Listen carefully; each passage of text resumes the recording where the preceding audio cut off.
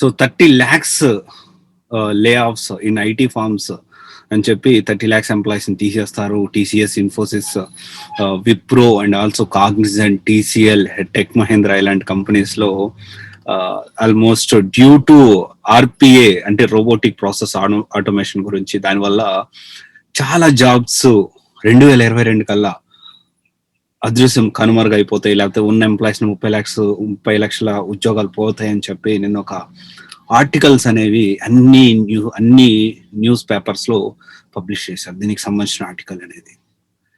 And students దీని గురించి నాకు అడగడం స్టార్ట్ చేశారు. సో ఏంటి సార్ దీని గురించి అంటే do some analysis on this thing అని చెప్పి నన్ను అడగడం జరిగింది. ఏది 30 lakhs జాబ్స్, మీరేమో ఐటీ జాబ్స్ అనేవి బాగుంటాయి అంటున్నారు, లేకపోతే ఇప్పుడు ప్రెసెంట్ సినారియోలో అసలు ఈ ఏదైతే ఉందో లే ఆఫ్ అంటే ఇంత జాబ్స్ కోల్పోవడానికి ఆర్పి అంటున్నారు, మరి ఐటీ జాబ్స్ వెళ్ళిపోతాయా? ఐఎమ్ ఏ పైథాన్ డెవలపర్, నా జాబ్ అనేది నెక్స్ట్ ఇయర్స్ లో ఉంటుందా పోతుందా? ఐఎమ్ ఏ జావా డెవలపర్ ఆర్ఎల్స్ లేకపోతే ఇంకొకటి నేను చేస్తా ఉన్నాను, నేను జాబ్ అనేది వెళ్ళిపోతుందా?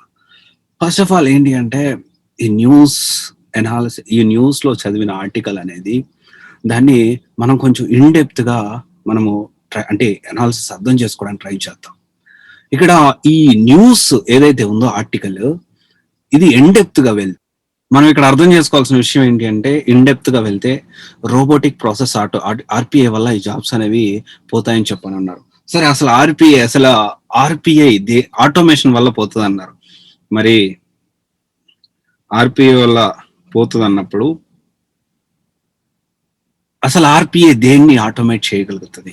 దీనికి సంబంధించి నిన్న మార్నింగ్ నుంచి నేను దీని మీద రీసెర్చ్ చేస్తా ఉన్నాను. నేను నా స్టూడెంట్స్ వచ్చినప్పుడు కలిసినప్పుడు కూడా దీని గురించి నేను అసలు ఏంటి అనేది అసలు ఇన్డెప్త్ గా ఆర్పిఐ అంటే ఏంటి, దాని కెరీర్ స్కోప్ అనేది ఇంకొక వీడియోలో చేసుకుందాం. ఈ వీడియోలో అయితే కంప్లీట్ గా ఈ 30 లక్షల ఉద్యోగాలు పోతాయి అంటున్నారు, దానికి సంబంధించి మనం మాట్లాడుకుందాం. దీంట్లో ఎక్కువగా దేని మీద అంటే ఏ ప్రాసెస్ మీద ఉండే ఉద్యోగాలు ఆటోమేషన్ చేసేదానికి ఆర్పిఐ ద్వారా అవకాశం ఉంది అంటే డెఫినెట్ గా ఏదైతే ఆటోమేషన్ చేస్తారో దానికి సంబంధించిన జాబ్సే వెళ్ళిపోయేదానికి ఛాన్స్ ఉంది. సో మనం ఇది అర్థం చేసుకోవాలి. ఓకే, అయితే ఈ ఆటోమేషన్ విషయానికి వస్తే very first place customer service care అంటే అదే బీపీఓ ఉంటారు కదా, almost BPO, non voice process, tech support ఇలాంటి జాబ్స్ లే ఆఫ్స్ అయ్యేదానికి అంటే ఆటోమేషన్ అయ్యేదానికి, లే ఆఫ్స్ అని నేను చెప్పట్లేదు, ఆటోమేషన్, బట్ దానికి ఇంటర్నల్ గా కనెక్షన్ ఉంది, జాబ్స్ ఉండాలా పోవాలా అనేది, ఎందుకంటే ఇది ఇంటర్నల్లీ కనెక్టెడ్ అనమాట. సో మనం అర్థం చేసుకోవాలి ఇప్పుడు రోబోటిక్ ప్రాసెస్ ఆటోమేషన్ ఆర్పిఐ అనేది ఆర్పిఐ వల్ల ఈ కస్టమర్ సర్వీస్ అనేది ఆటోమేట్ చేయొచ్చు అనేది ఫస్ట్ గా చెప్పుకోవచ్చు. అంటే ఇప్పుడు మనం ఎక్కువ జాబ్స్ అనేవి పోయేది ఏంటి, కస్టమర్ సర్వీసెస్ జాబ్స్. తర్వాత వచ్చేసి ఇన్వాయిస్ ప్రాసెసింగ్ జాబ్స్ కూడా ఉండేదానికి ఛాన్స్ లేదు, అంటే ఆటోమేట్ చేసేదానికి అవకాశం ఉంది. తర్వాత విషయానికి వస్తే సేల్స్ ఆర్డర్స్ ని కూడా, అంటే ఇప్పుడు చాలా మంది చూసుకుంటే మీ ఆర్డర్ మాకు రిసీవ్ అయింది ఇట్లా కాల్స్ వస్తూ ఉంటాయి. అండ్ చిన్న కంపెనీలు, పెద్ద కంపెనీస్ అమెజాన్ కానీ లేకపోతే ఇంకా విప్రో అన్నిట్లో ఉంది ఆల్మోస్ట్ ఇట్లాంటి ప్రాసెస్ అనేది.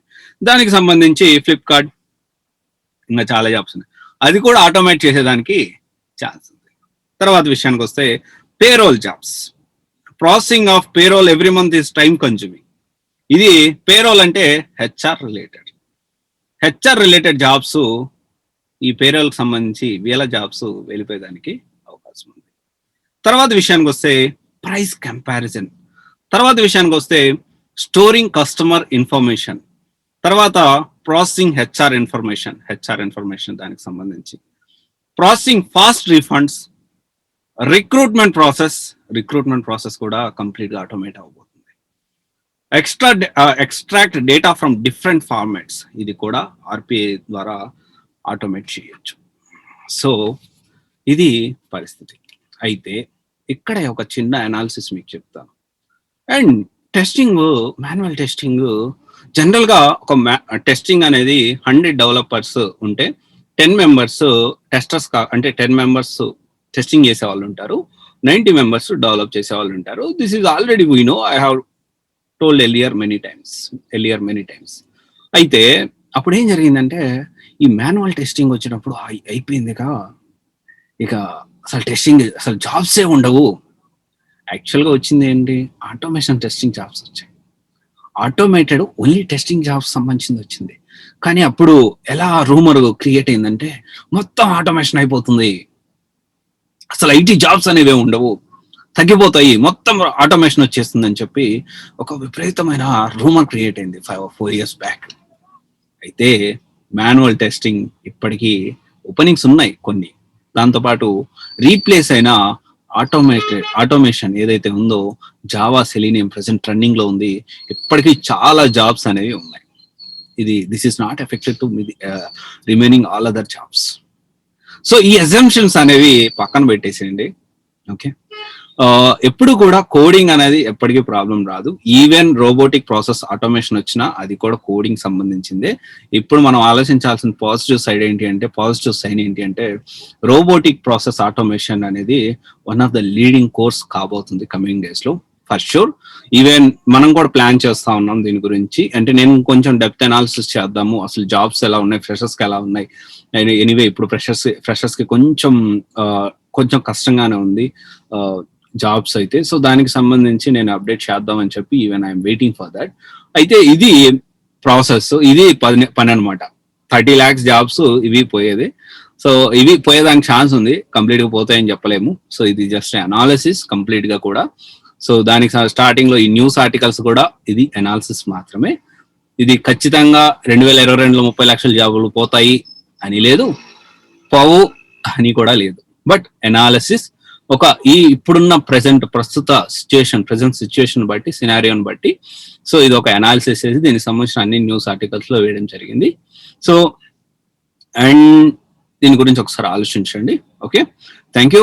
This is Raj signing off CVSE Guidance Private Limited, one stop solution for all the operator courses. Thank you.